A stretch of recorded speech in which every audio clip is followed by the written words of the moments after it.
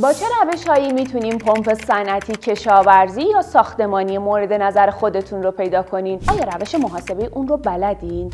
آیا میدونین چطور میشه سایز و مشخصات اقلام جانبی پمپ مثل موتور و کوپلینگ رو پیدا کرد؟ پس در ادامه با همون همراه باشین تا بهترین روش محاسبه و خرید پمپ رو بهتون بگیم. شما برای خرید پمپ نیاز به محاسبات پیچیده و چند مرحله‌ای دارین. محاسباتی که باید توسط مهندسین خبره انجام بشه. ولی در آلیم ما این مشکل رو حل کردیم.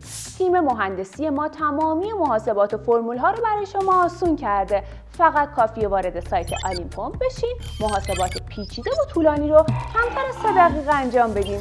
پس از انتخاب پمپ تمامی اقلام مورد نیاز بهتون ارائه میشه.